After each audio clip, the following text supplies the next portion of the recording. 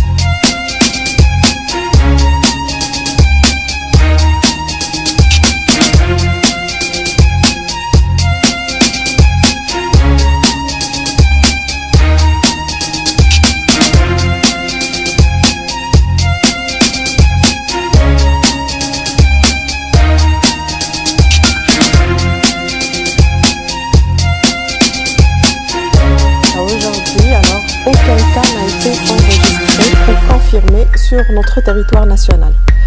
Il s'agit en fait de 19 cas possibles qu'on peut appeler communément cas suspects, mais dans les analyses virologiques sont revenues toutes négatives au SARS-CoV-2 ou au Covid-19.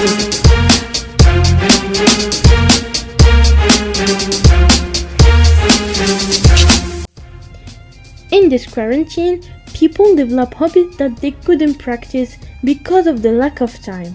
We can find super viral videos on the internet showing people doing things to fight boredom at home, and that develop the creativity of people by searching of occupation during this lockdown.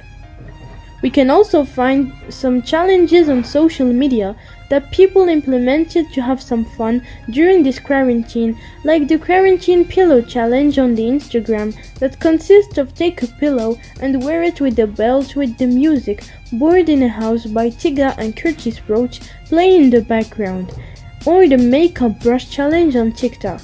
You should do it with your friend. The challenge starts with one person showing off their makeup-free skin, then grabbing a brush and holding it over the camera lens, and then a glam look. During this quarantine, most of the people got motivated and decided to do things they couldn't do, like the spring cleaning. There is a video on Instagram in the account VT showing a woman cleaning the complete disaster house caused by her baby twins. She advised people to do the same and don't let disaster ruin the house. In this confinement, people find the motivation to excel in cooking and prepare new dishes. You can find a lot of simple, fast and delicious recipes on the internet. During this lockdown, the government prohibited any displacement, so we can't see our family or friends.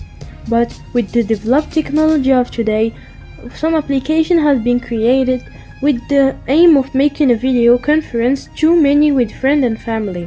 Example, Hangout Meet by Google, Zoom Cloud Meeting, FaceTime for the user of Apple, Skype, House Party.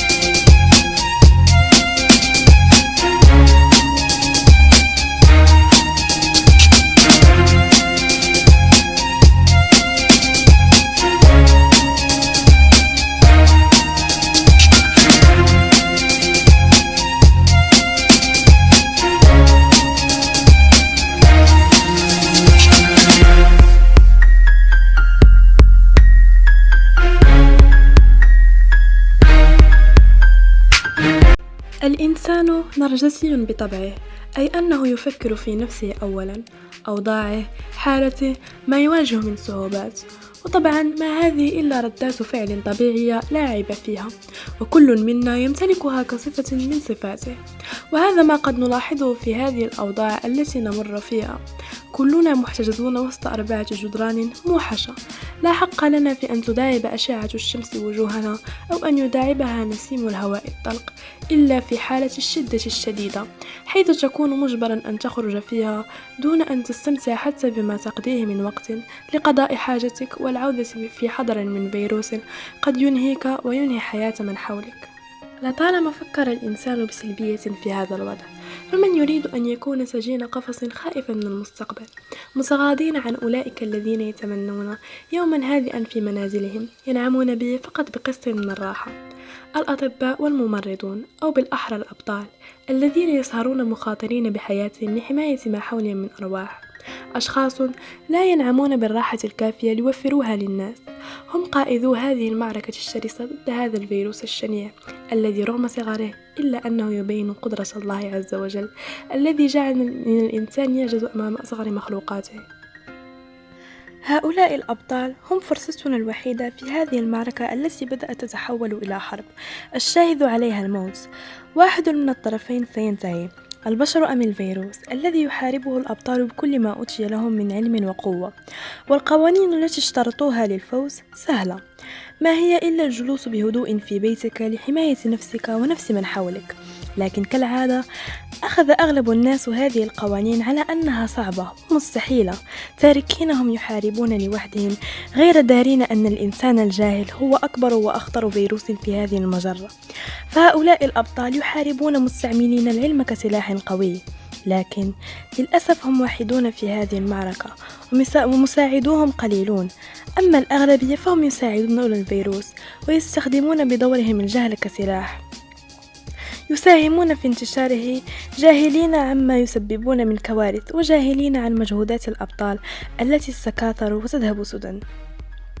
إن كنت في صف الأشخاص الواعين فستجلس في منزلك وتكون مساهما في هذه المعركة، أما إن كنت جاهلا فستقف في صف هذا الفيروس وتساهم في انتشاره، إلا إن هذا لن يساعدك، لأنك وبالرغم من ذلك لن يرحمك ذلك الفيروس الرهيب، وستجد أنك تفقد نفسك ومن حولك نتيجة لجهلك.